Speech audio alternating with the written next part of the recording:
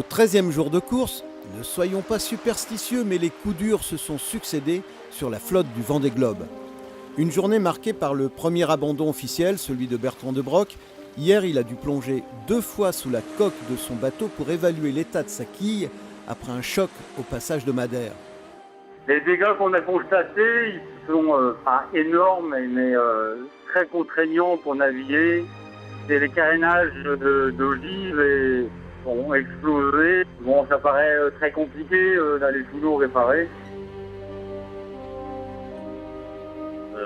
C'est un bateau, on doit le respecter aussi, quoi. On peut, voilà, il est abîmé, donc il faut le soigner, quoi. Et ça aurait pu abîmer le haut de la quille, être obligé de changer la quille. Là, le bateau, il peut encore naviguer, quoi. Donc on peut le ramener. Ce sera donc le 3e abandon sur 4 participations pour ce skipper charismatique qui avait marqué l'histoire du Vendée Globe en se recousant lui-même la langue en 1992.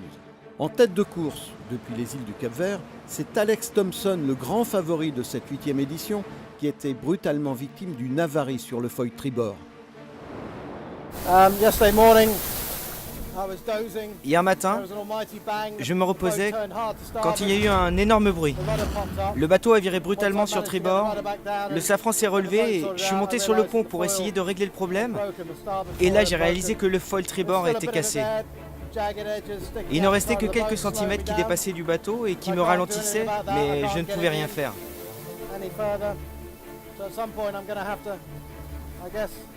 À un moment donné, je vais devoir aller sectionner ce qui dépasse. Sinon, à part ça, tout va bien. Le bateau avance correctement sans le foil. Et je dirais qu'il m'en reste un de l'autre côté.